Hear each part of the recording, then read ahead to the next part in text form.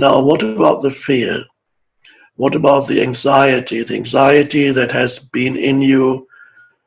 For many people, it's in the background most of their lives, some fear, some anxiety.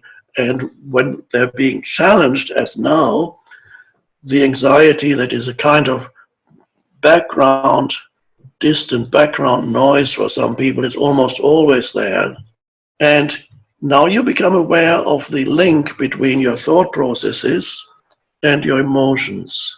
And you realize that your unconscious thought process, such as worry, actually fuel the emotion that we call fear or anxiety continuously.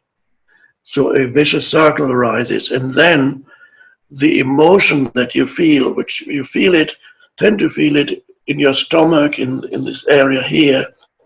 So then the fear, of course, rises up back into your mind and creates more emotionally charged, fearful thinking.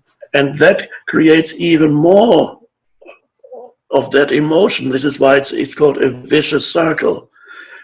The fearful thinking feeds the fearful emotion with energy. One could say the fearful thinking vibrates at the same frequency as the fearful emotion. So it is food that the emotion loves. So it wants more of it.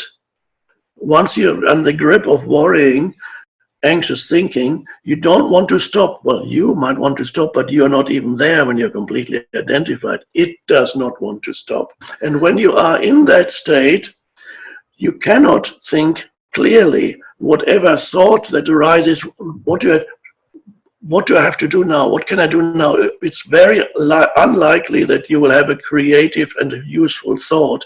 Whatever your action you take on the basis of fearful thinking is likely to be not wise, not effective, and probably wrong, and leads to more suffering. In whatever way you interpret the world when you're in the grip of fearful thinking is going to be a complete misinterpretation. But to you, when you identify with it, it's the reality. So the first thing is to become aware of thoughts and emotions. And then, that means the awareness has arisen, it's there. Then once you recognize the futility and destructive nature of certain types of thinking, you're able to increasingly let go of it and replace it, not immediately necessarily with positive thoughts, but it's better to, because you still have the negative emotion there. So if you immediately replace the unconscious fearful thinking with positive thoughts, there's a conflict between the emotion that is still there, which is the fear, and the thoughts that are floating on top there.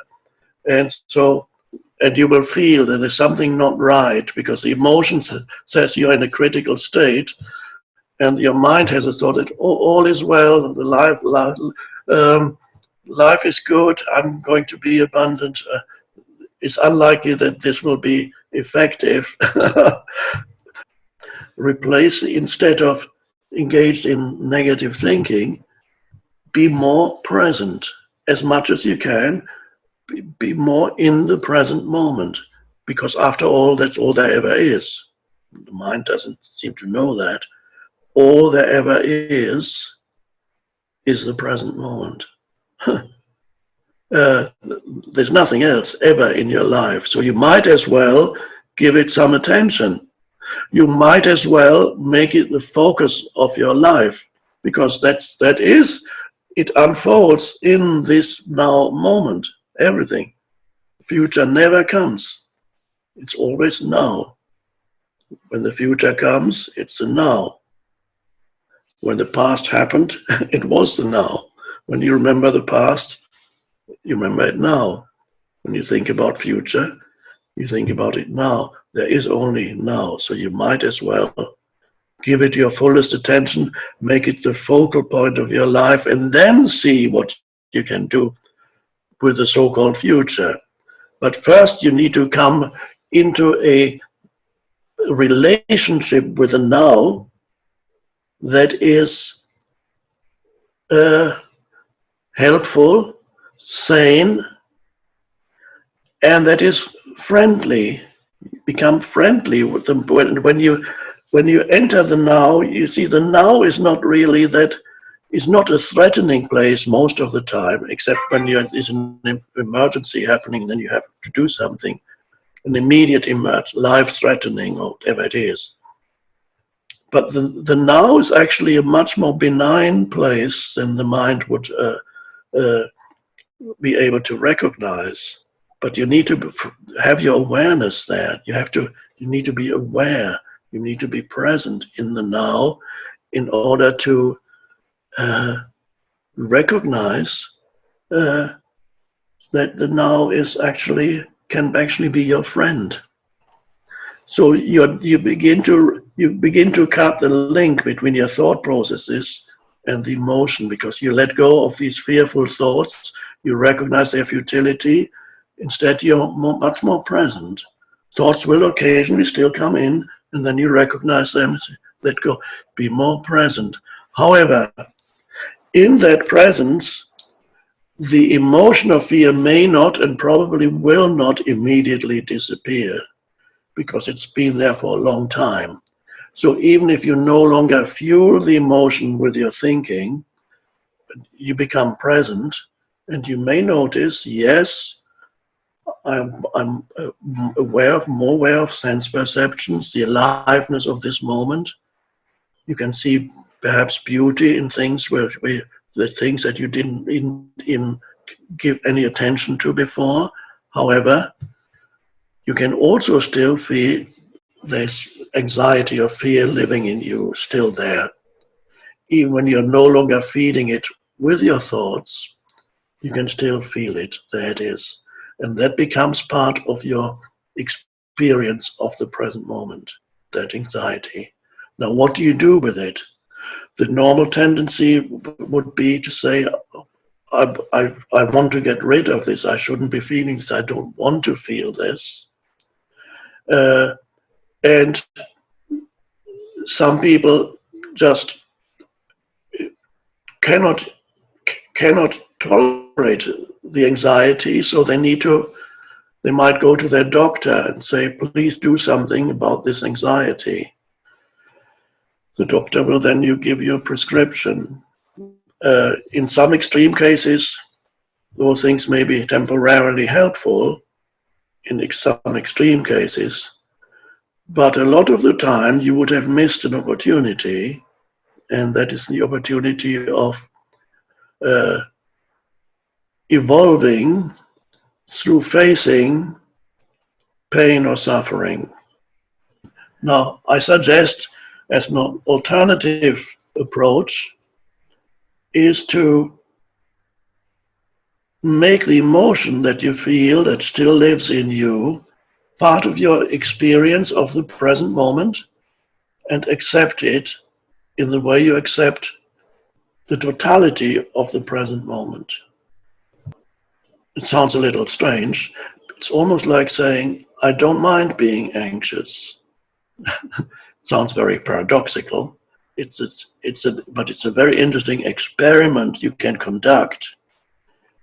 Any form of unhappiness, of course, some unhappiness is telling you that something is wrong in your life. It's a different story. But habitual unhappiness that arises in you, no matter where you go and what you do, unhappiness arises in you.